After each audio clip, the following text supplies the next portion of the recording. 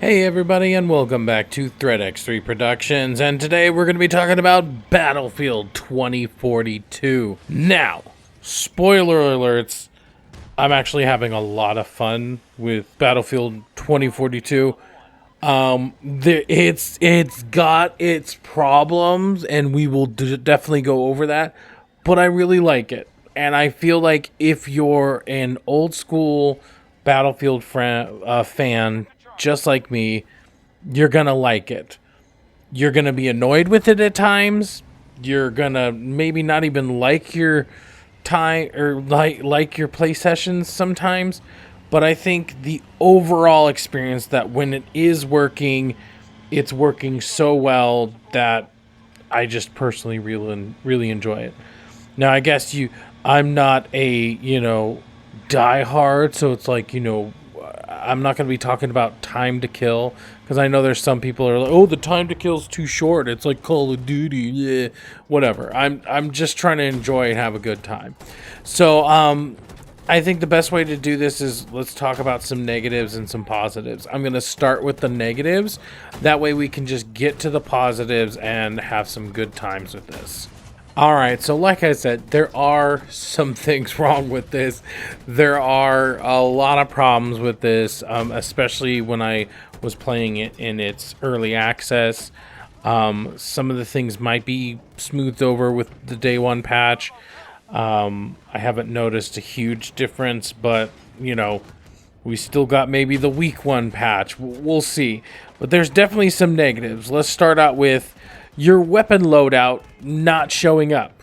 This is really annoying because if your weapon loadout doesn't show up, you'll just stick with whatever's default, and whatever's default isn't necessarily the greatest. So this can be really frustrating, especially if you have a preferred gun and you've been working on that preferred gun, or you're trying to work on that preferred gun. So that can be really frustrating. Sometimes, well, not sometimes, all the time, you can't see other people, like other squad mates, when you're downed. But sometimes you can. Sometimes they show up in green and sometimes they don't. But what's more important, I think, is you should be able to see if there's like a medic nearby. At least, so okay, somebody's on their way to come get me. Something more than like a little green glowing light on their chest or back would be really nice, just to indicate, okay, I have some people around, maybe I'll wait instead of letting myself bleed out. Sometimes when you do go to revive somebody, it won't let you revive them. I'm holding square. I don't know if like sometimes there's like literally a specific place I should be looking at them or something, but I think that's a problem they should fix. I should just basically be able to stand over the person. I shouldn't have to look at them. But there's sometimes that I'm looking directly at them and I'm like, I can't revive you. Now this has happened a couple of times with randos, but it's also happened with squad mates. So I know for a fact that they were waiting for me to revive them, and I just couldn't. Sometimes you can't get into a game mode. Sometimes you can't get into the game itself. The connection issues is very shoddy. And yeah, sometimes you're going to have problems with that. Sometimes you can't host a Portal game, which is really weird because it's like the whole point of Portal is to not only play nostalgic stuff, obviously that's part of it, but also to make your own experiences. So the fact that I can't host a server of a game mode that I created because the servers are overrun or something, I think that's one of the error codes I've gotten. It's just kind of frustrating because it's like, that's the whole point of Portal, or that's one of the main pillars of Portal. So it's just frustrating. Some of the maps on Breakthrough, which is essentially Rush, but instead of like planting planting a bomb on the thing, instead you just take over the area and then you move on to the next two areas or one area, so on. So you're moving the front line forward basically, and you do have attackers and defenders. So anyways, but some of the maps on Breakthrough don't seem to be very balanced. Like there's a few, like one ends on the top of a skyscraper and one ends on a big oil rig. The main problems about this is that the enemies can spawn right on that area, and the skyscraper in particular is just this little square, and it is almost impossible to get onto that square. At least without extreme teamwork. And the same thing with the oil rig. The oil rig, they can spawn on the oil rig, and there's 2 places on the oil rig. Now, I was eventually able to do it, but it's still like, it seems unbalanced, and it seems like maybe there should just be, I guess, more ways to get onto the skyscraper, more ways to get onto the oil rig, things like that. There's not that much destruction, I feel like. There's definitely some, like, on the side of a skyscraper, you can make a whole sign fall off. That's really cool. But the destruction, like, I want to go back to the Bad Company 2 days. I know this makes me sound like, just an old crotchety motherfucker. But it's like, I want to go back to the Battlefield Bad Company 2 days where, like, everything and anything was destructible. And I feel like we've actually regressed from Battlefield, like, 3 and 4, where just a lot of stuff isn't destructible. And especially with 4, where it had these, like, levolutions, or whatever you want, or whatever, I think that's what they were called, where, like, you could destroy a whole part of the map or whatever. The fact that we don't have that, but instead now we have weather, it's like, I don't think it should be one or the other. I think there definitely should be just more destruction. I want it to feel more like Battlefield used to. So, some maps have way too much open space, and in return, there are too much people. So I think the two go hand in hand. There's a lot of open space because there's 128 people. But 128 people sometimes can just feel way too much. The biggest problem with there being too many people is that your squad might be doing awesome. It might be keeping and capturing zones. But if the rest of your team sucks, it's just, too bad for you. Now, granted, this type of thing could happen in any battlefield. But the difference is that, like, let's say your squad of 4 people has a bigger impact on a team of 32 than it does on 64, because it's literally double the amount, but also there's double the amount on the other team as well. So, I mean, just by ratio alone, obviously you have 4 versus 32 or 4 versus 64. There's just, you make such a bigger impact when the teams are 32 rather than 64. And so I kind of wish maybe there was an option, like for the PlayStation 5, for instance. I wish there was an option to play on smaller versions of the map, because I actually prefer that. I prefer just 32 teams. I get by, but I feel like the winning is so less up to whether or not you're doing good. Whereas in like a 32 map, sure, you could still have a good team and end up losing, but I feel like it's much less likely. It's much less a flip of the coin, basically. Specialists don't make sense from a logical standpoint. And basically what I mean is you have this franchise, Battlefield, and they're always about realism. They're always about, like, authenticity. But then you have specialists, which means that you can have like a whole squad of dozers or a whole squad of angels. And you just have a battlefield just full of folks. And it doesn't make sense logically. I wish that instead of having a specialist, they still would have kept all the cool specialist abilities, because I actually kind of like those. But instead, just not had them as specific people, but rather just classes that you could choose. I think that would have been much better, because then there'd be a lot more customization as well. I could put on like a really cool helmet, or I could put on really cool chest piece, things like that. Another negative, you can't have a repair torch and an RPG. It's really cool that we can have any gun and any gadget with any class / specialist, But the fact that you now can't have a torch in RPG seems like a big misstep. I feel like a really easy way to fix this would be they should have had repairing as someone's special ability.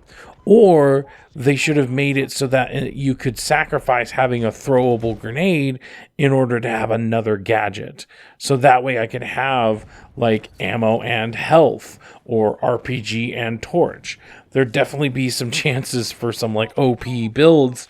But I think with some balancing, I think that could work better, because even just like sacrificing the grenade, you're sacrificing something there. You know, you're sacrificing a grenade, or you're sacrificing a sensor grenade, or there's a different, so I would like to see that maybe in the future. Damage to vehicles can be confusing. And what I mean by confusing is that there's not always a hit marker. And then when there is a hit marker, maybe it's just something I have to get used to. Like, okay, is that a good hit marker? Did I do damage? And then sometimes you get points and sometimes you don't get points. I would just rather, even if it was just 5 points, I'd rather get points for hitting just so that I know I hit them, rather than wondering, okay, was that good? Was that a good hit or was it a bad hit? So just more information when you're damaging vehicles would be awesome. There is no tutorial for the portal logic. A lot of the other stuff in making your game modes is pretty simple. Like, you could edit how much health each team has, what weapons you can edit so much stuff. But then you can go to the rules and you can mess with the logic of the game, but there's no tutorial, so it's extremely confusing.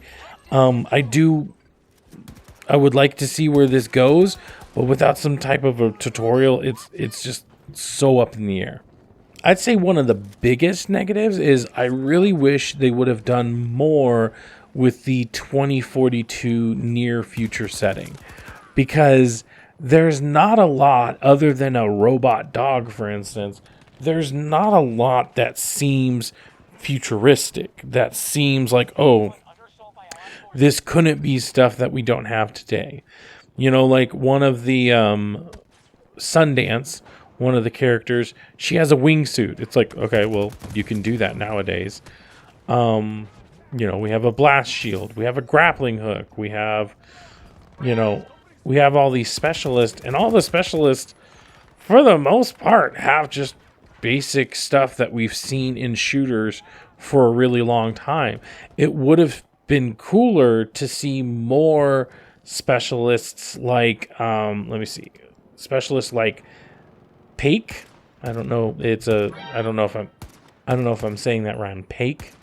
But it's the Asian lady, and she does the EMGX scanner, which is essentially Bloodhound from Apex. You can highlight people through walls. So I really like this, and it's really futuristic because obviously you can see through people. You could see people through walls, rather. But yeah, other than that, there's just not anything that's very futuristic. Even the attachments for guns, for instance. If I go into the attachments, here we go. If we go into the sights, for instance, there's not this cool target finding sight or spotter sight or anything futuristic. There's not even enhanced target visibility, but yeah, even all the attachments just seem extremely basic. Nothing that you wouldn't see from a gun nowadays. The fact that you could switch in between battle, that's super cool. But also, it's like we have the magazines. We have armor piercing, high powered, standard issue, high powered, extended. Yeah, so a lot of these are just okay, so these are just different mags. There's nothing special about them. What if one was a shock bullet or something? It had a chance of shocking them. Or I don't know, nothing seems futuristic about my guns. And I know it's near future. It's not, year 3000 or something, but still it just seems like here's an AK and it shoots. Yay. Now this one seems to be, these ones definitely have more to do with the community itself, but no one seems to understand that everyone can revive, not just Falk and Angel. Falk and Angel have specific abilities with reviving, or specific passives rather, with reviving, but they're not the only ones that can revive. So it's like, why does nobody seem to understand that? I think maybe there should be a better indication for people. I don't know.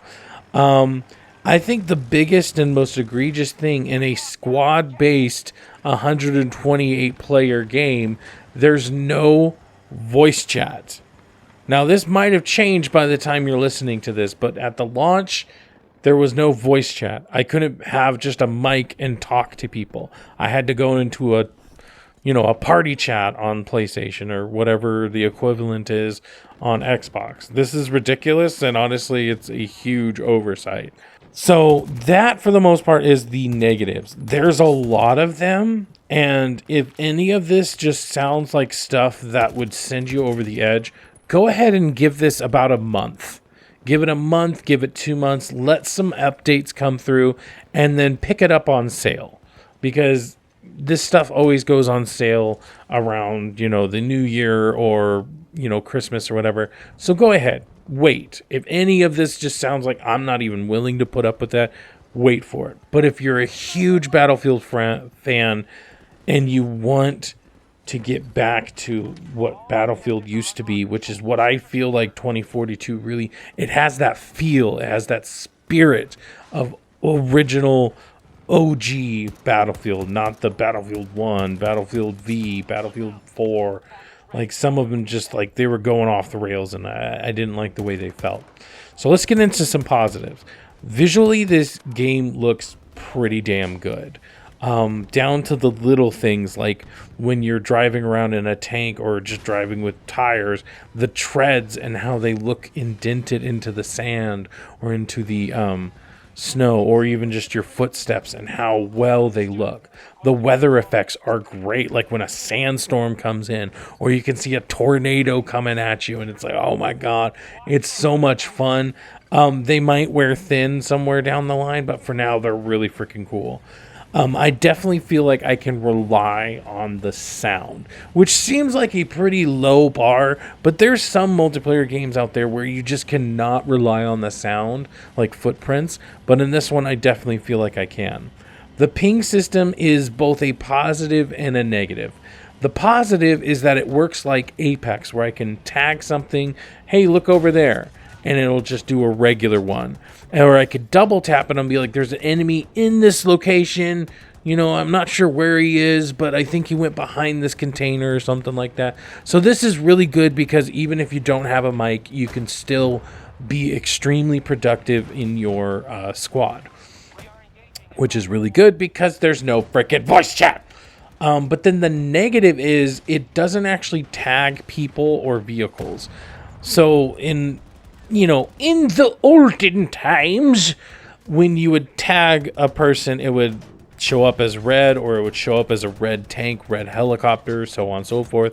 And then it would stay there for a good, 10 seconds, probably. Maybe less. I mean, I might be remembering wrong.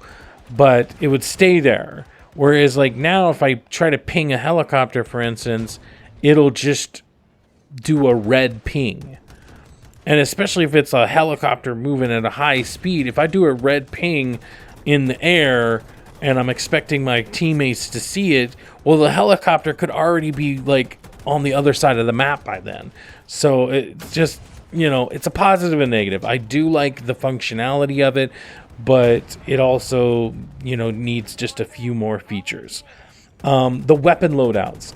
Any weapon, any specialist. If you want to be a medic, Falk, with your syringe pistol, and you want to have a sniper rifle, boom, you got it. If you want to be a medic, have an AK and a RPG, then you can have that as well. The specialists aren't locked into a weapon class, and I really like that. Honestly, there's just no feeling quite like running into a battle and having everybody else running alongside you. That's a huge positive for me. Um, going into like Conquest, for instance, it feels great. The 128, like I said, that might be too much. Yeah, it's only too much when you don't feel like you're contributing. That's the only time it's a problem. But during the beginning of the match, when everybody's spawning in and everybody's just spreading across the battlefield, it's such an exhilarating feeling. Conquest in general, just I really like it. I like the fact that now you have like A1 and A2, and so you won't start bleeding the enemy's or reinforcements until you take over both sections of an area. So I kind of like that. It makes it a little bit more, tedious maybe, but I still really like it. It's a good choice in my opinion. Breakthrough, once again, that's the one that's sort of like Rush, but it's also not. While unbalanced on some maps, in other maps is my preferred way of playing. So, I guess for instance, I don't necessarily like Orbital. It's the map that came with the beta, and I don't necessarily like it. But on Breakthrough, I actually kind of like it. So that's just one example, but yeah. Hazard Zone is an interesting mode, and I certainly oh, and I certainly prefer it in some cases. But the worst part is that it's just super super basic. It could go a real long way with having some side objectives like they do on Warzone, which I know this isn't Call of Duty, but they definitely could learn from their rivals in this case, because just going around picking up drives or killing other people and stealing their drives, it's fun. It definitely is, but like I said, it's just basic. That's all it is. I mean, I feel like a battle royale feels like there's more to it, even though it's literally just pick up weapons and shoot people. Even though it's super basic, I feel like there's so much more nuance to a battle royale than there is to hard zone or hazard zone. Having said that, nothing beats that feeling of getting to an extraction, holding it down, and then barely making it out of there. Even the few times we lost at the extraction still made for an exhilarating experience. There definitely needs to be a way to ping the map. Like, I bring up my map and I can look at it, but I can't ping anything on it. And it's like, okay, we need to fix that. And that would make it a lot less necessary to have the little data finder monocle that you have to use. I don't like it. So Portal is definitely a highlight. In my personal opinion, I feel like Hazard Zone was a checkbox that EA made them do. It's like EA, obviously all they care about is numbers. They don't actually care about the game itself. So EA probably told DICE that, hey, you have to have some type of a battle royale, because that's the buzzword nowadays. Battle royale. You have to have a battle royale mode. So they made Hazard Zone, and like I said, it's a good mode. I like it, and then sometimes like that's just what I'm in the mood for. But I really feel like that was the mode that they created because that's what corporate wanted them to create. But then Portal was the mode that they wanted to. So I feel like they made a deal like, okay, we'll make your Battle Royale mode, but then let us make Portal. Because I feel like that's what it is. Because there is so much love put into Portal. All the way down to the fact that you can create new game modes. The fact that you can just create a new mode, and maybe you can make like a zombie mode where one team has nothing but knives and one team has guns, but they can't aim down sights or something like that. Like, it's so freaking cool. I love it. And also it's nostalgic because it's not just Battlefield 2042. You have classic Battlefield 3 maps, Battlefield Bad Company maps, Battlefield 1942 maps, and characters and weapons. And there's so much that it's just like, this is a true love letter to fans. You know, this is a nostalgic trip, and it can be the best part of Battlefield 2042. So I guess it's sort of a negative that the best part of Battlefield 2042 isn't Battlefield 2042. But like I said, this game has so much wrong with it, and I'm not going to deny that. But I also can't deny the fact that I just had fun. I just had a lot of fun with this game. It's a good game, even if it's not a good implemented game. Because when the wheels are turning and they're all greased up and ready to go, this game can be so much fun. But like I said, if any of the problems I told you before are deal breakers for you, go ahead and wait for a sale. Otherwise, if you're a big Battlefield fan and you're okay putting up with the jank for the first month, maybe two, this game is definitely worth it, and definitely worth a day one purchase. All right, guys, so that was kind of my review of Battlefield. Definitely keep your eyes here. We're going to be doing, I'll be doing game modes. I'm going to make some game modes and then try them out. So keep your eyes out for that. But, to do that, make sure to subscribe, hit that bell notification so you know when a new video comes up. Check out our newest episode of Nick and Nate, where we talk about just a lot of stuff. So thank you guys so much. And I was Nick. You have yourself a good day.